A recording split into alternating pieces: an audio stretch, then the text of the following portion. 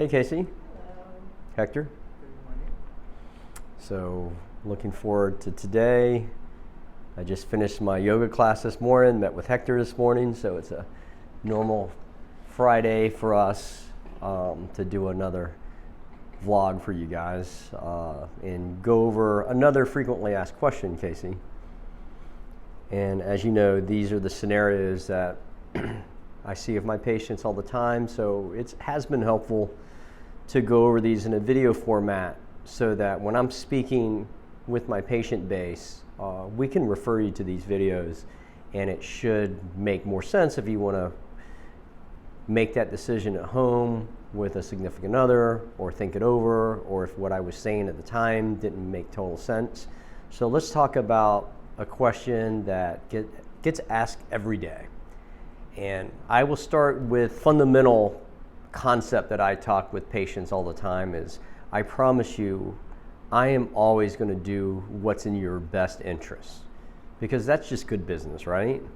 So if I am always thinking about what's in your best interest, I'm more likely to retain you as a patient long term, and we're more likely to maintain a relationship with integrity, which makes our days go well. Okay, so for us, if we're sitting down with a patient of record that I look and I say, hey Jerry, you've been with us for, do you know how long? And we know how long all the time, and usually they do too. And I say, you've been with us for 25 years.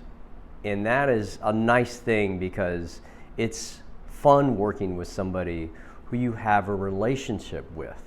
So these relationships are built on integrity, they're built on truth, they're built on trust, and they're built on results, right? So the results that I talk about, first of all, we know we're trying to get the patient to how old? Trying to, at this point in time, it's 100, okay? That will change. It may end up being 105 soon, but for right now, it's 100 with all your teeth, and the caveat of it may require some titanium supplementation, which if you've been with me for a while, you know that means it could require some implants. But the value of that is huge. We all know it, and I can improve the quality of life. My staff and I can improve your quality of life. So the question that comes up is, hey doc, I know you said I need a crown there. Can we do a filling? And we've talked about the difference between a filling and a crown before. So a filling seals the tooth. Do you know what a crown does in addition to sealing the tooth that a filling can't do? Caps it, right? Retains it. Yes, it holds it together. So in your terms, you know, your vernacular is it caps it. It holds it together. And so I talk about a tooth like a basket a lot of times, right?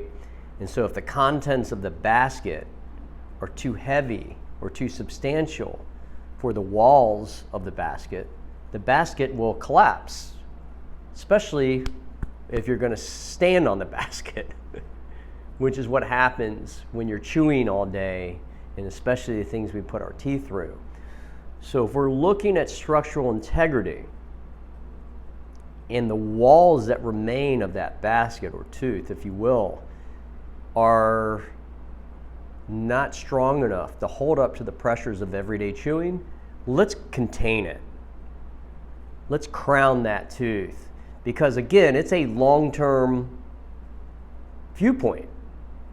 If I look at it and say, sure, we can get by with a filling there, but it's not going to be for long. When I'm looking in your mouth, I'm thinking, how are we going to look in 5, 10, 15, 20 years? I always say, I'm not diagnosing your pocketbook, right? I'm diagnosing the problem.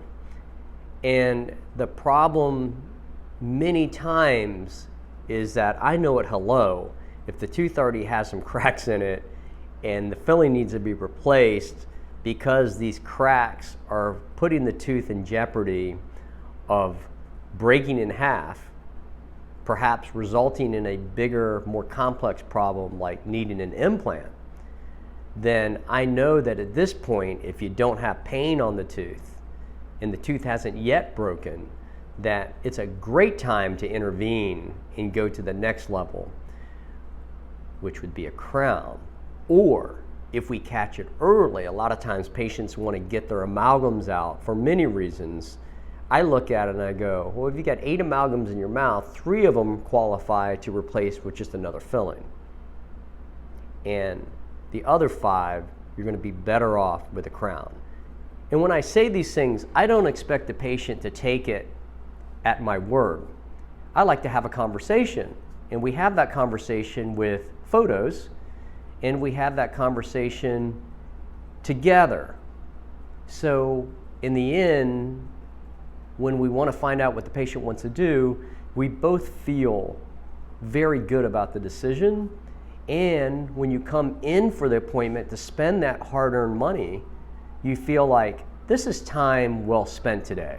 Because the first question I'm going to ask my patients when they sit down is what we're going to be doing today. And they look at me and they say, yes, we're going to be crowning that lower left first molar, number 19. And I say, why? And they go, well, because the basket is about to implode.